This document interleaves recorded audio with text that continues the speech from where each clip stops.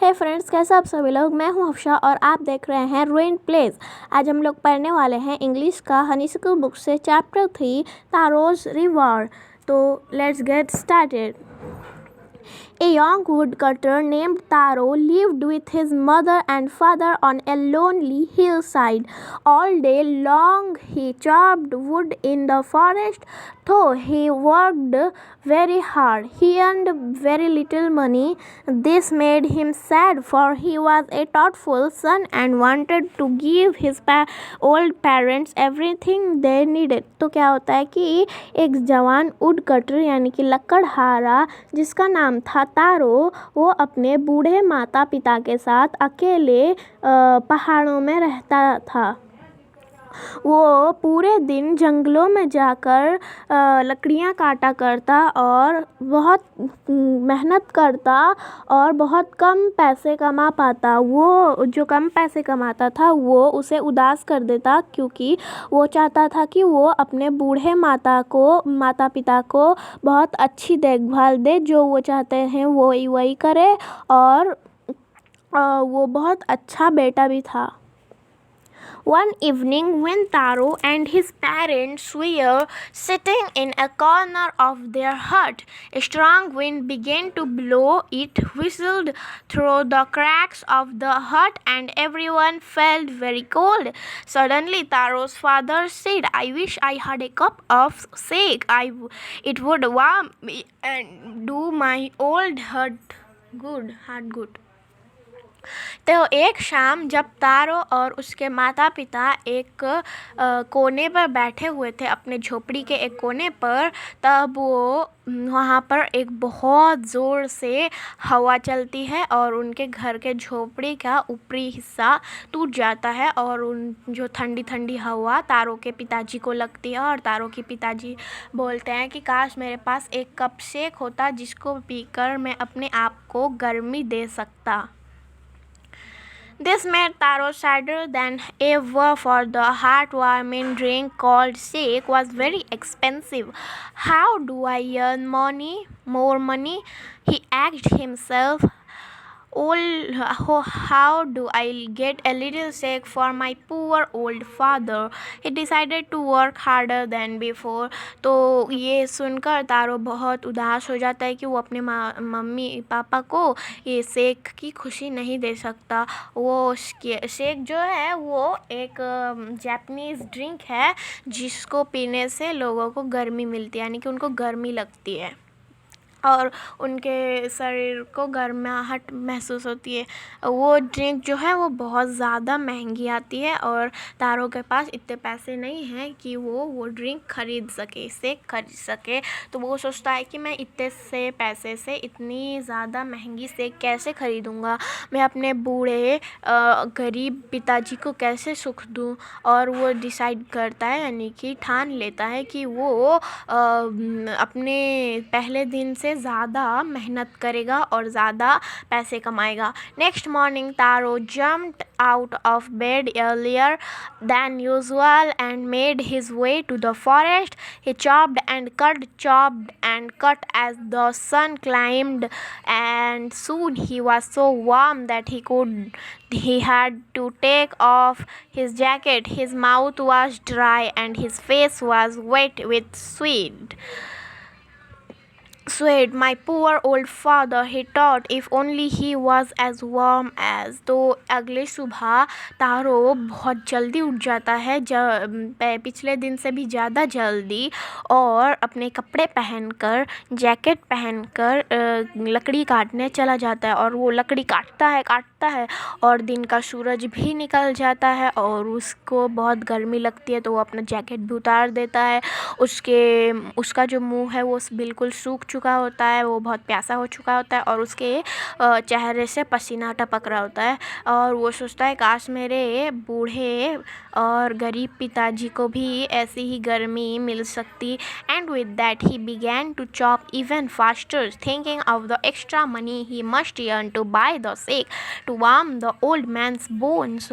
और ये सोचकर वो और भी तेज़ काम करने लगता है ताकि वो ज़्यादा पैसे कमा सके और अपने बूढ़े पिताजी के हड्डियों को गर्मी दे सके। Then suddenly Taro stopped chopping. What was that sound he heard? Could it possible be rushing water? तो उसके बाद क्या होता है कि तारो जो है अचानक से रुक जाता है और बोलने लगता है ये कौन सी आवाज़ है, ये तो किसी पानी के बहने की आवाज़ लग रही है। तारो could not remember ever seeing or hearing a rushing stream in that part of the forest. He was thirsty. The axe dropped out of his hands and he ran in the direction of the sound.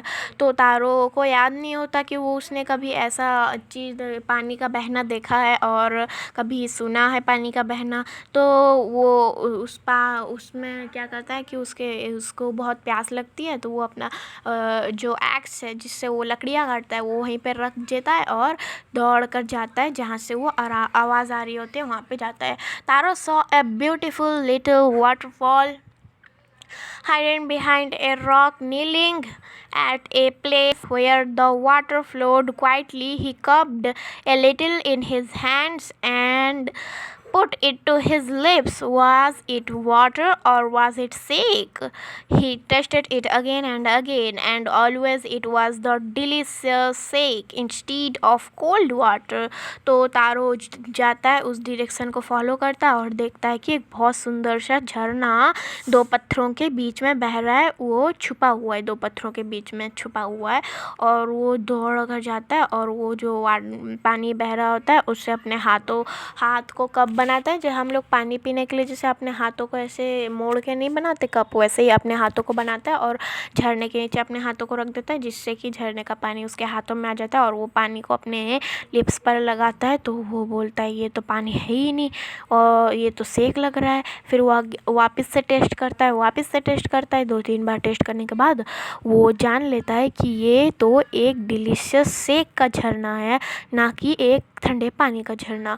Taro quickly filled the pitcher he had with him and hurried home. The old man was delighted with the sake. After only one swallow of the liquid, he stopped shivering and did a little dance in the middle of the floor. तो वो क्या करता है, तारो क्या करता है कि जो उसके साथ एक घड़ा लाया होता है, जो पिक्चर का मतलब है एक घड़ा जिसमें हम लोग पानी भर के अपने काम में लेकर जाते हैं पानी पीने के लिए। तो वो जो घड़ा लाया होता है अपने साथ उसमें सेक भर लेता है और अपने पिताजी के और जाता है, पिताजी के पास जाता है और पिताजी को देता है सेक। पिताजी सेक देकर बहुत खुश हो जाते हैं और पिताजी को वो अपनी सारी कहानी बताता है और पिताजी उसको पी कर तो बहुत ज़्यादा खुश हो जाते हैं, एक ही सिप पीकर। और जो है वो जाकर अपने घर के बीचों बीच नाचने लगते हैं, डांस करने लगते हैं। That afternoon, a neighbor stopped by for a visit. Taro's father politely offered her a cup of the sake. The lady drank it greedily and thanked the old man. Then Taro told her the story of the magic waterfall. Thanking them for the delicious drink, she left in a hurry. By nightfall, she had spread the story throughout the whole village. क्या होता है कि उसके बाद उस दोपहर क्या होता है कि एक जो उनका पड़ोसी होता है वो एक विजिट में गया होता है और विजिट से लौटता है तो तारो के घर जाता है। तारो का पिताजी जो होता है, बूढ़ा पिताजी, वो उसे सेक पीने के लिए देता है, एक कप सेक पीने के लिए। और ये पीकर अपने लालची मन से उसकी पड़ोसी जो होती है उसकी पड़ोसी वो पीती है लालची मन से कि ये कहाँ से लेके आया, और उसको शुक्रिया करती है, उस बूढ़े आदमी को शुक्रिया करती है, तारो के पिताजी को शुक्रिया करती है। तब तारो उस मैजिक वाटरफॉल के बारे में बताता है, जादुई झरने के बारे में बताता है। और जो लालची पड़ोसी होती है वो इसको धन्यवाद करती है और वहाँ से चली जाती है। और ये सारी कहानी जाकर विलेज वालों को यानी गांव में फैला देती है। That evening there was a long procession of visitors to the woodcutter's house.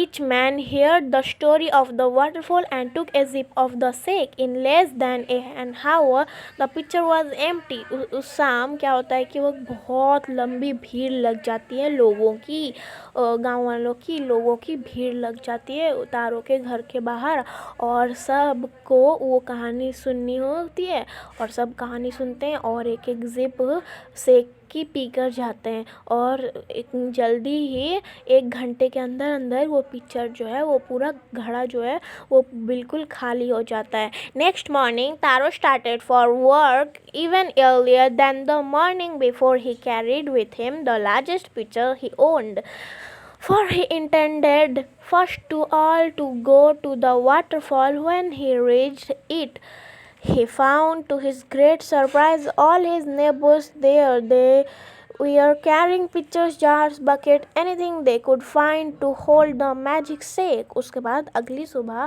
तारो उससे भी जल्दी उठकर चला जाता है बहुत बड़ा सा घड़ा लेकर शेक भरने के लिए. तब वहाँ पे जाके उसकी आंखें फटी की फटी रह जाती है, क्योंकि वहाँ पे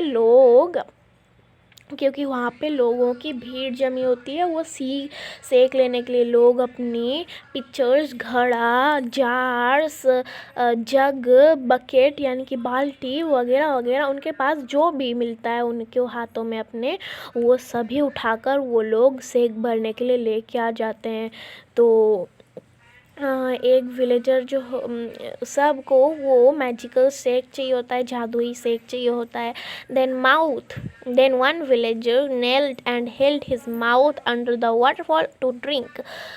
He drank again and again and then shouted angrily, "Water, nothing but water."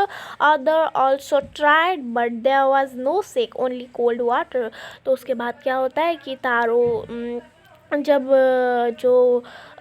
एक आदमी वो वाटरफॉल के नीचे, झरने के नीचे अपना मुंह डाल देता है, और वो जब झरने के नीचे का वाला पानी पीता है, तब वो बोलता है, गुस्से से बोलता है चिल्लाकर कि पानी, कुछ नहीं मगर पानी. या दूसरे लोग भी ट्राई करते हैं, दूसरे लोग भी पी कर देखते हैं, उनको भी ये शेक नहीं बल्कि ठंडा पानी ही मिलता है. तो वो लोग बिल्कुल ही चुप हो जाते हैं कि ये ठंडा पानी, तारों ने हमें बेवकूफ़ बनाया, ये तो सिर्फ ना शेक है, ये तो सिर्फ ठंडा पानी है. We have been tricked, shouted the villagers. Where is Taro? Let us drown him in this waterfall. But Taro had been wise enough to slip behind a rock when he saw how things were going. He was nowhere to be found. तो वो क्या होता है, वो गाँव वाले चिल्लाने लगता है, उसने हमें बेवकूफ़ बनाया. वो चिल्लाने लगता है, कहाँ गया तारो, चलो उसे पकड़ कर लेके आते हैं और इस झरने में डुबा कर मारते हैं. और मगर तारो जो है वो बहुत चालाक होता है. वो जल्दी से जाकर एक बहुत बड़े पत्थर के पीछे छुप जाता है, और लोग उसे बहुत ढूंढते हैं मगर वो किसी को भी नहीं मिलता. और किसी को भी ना मिलने से वो सब लोग बहुत चिंतित हो जाते हैं कि कहाँ गया तारो, ये क्यों नहीं मिल रहा हमें. Muttering their anger and disappointment, the villagers left the place one by one. Taro came out from his hiding place. Was it true? He wondered. Was the shake a dream? Once more he caught a little liquid in his hand and put it to his lips. It was the same fine shake. To the thoughtful son, the magic waterfall gave the delicious shake. To everyone else it gave only cold water. तो तारो जो सब बहुत गुस्सा होते हैं और एक एक करके वहाँ से चले जाने लगते हैं. जब सभी लोग वहाँ से चले जाते हैं, तब तारो एक बहुत बड़े चट्टान के पीछे से वहाँ से बाहर निकला, अपने छुपे हुए जगह से बाहर निकलता है और जाकर बोलने लगता है कि क्या ये सच में ठंडा पानी ही है या मुझे भ्रम हुआ है. तो वो जाकर जैसे ही पानी पानी को टेस्ट करता है, झरने के पानी को, तो वो बोलता है ये तो सेक है, और वो समझ जाता है कि ये उसकी ईमानदारी का कमाल है। उसने अपने पिताजी माताजी के लिए इतनी मेहनत की तो उसे प्रकृति ने एक बहुत बड़ा इनाम दिया। सब बाकी लोग लालच में यहाँ पे सेक लेने के लिए आए थे, मगर उनको सेक नहीं मिला क्योंकि वो लोग लालची थे, और उसे इसलिए उन्हें सिर्फ ठंडा पानी के अलावा और कुछ भी नहीं मिला। The story of Taro and his magic waterfall reached the Emperor of Japan. He sent for the young woodcutter and rewarded him with 20 pieces of gold for having been so good and kind. Then he named the most beautiful fountain in the city after Taro.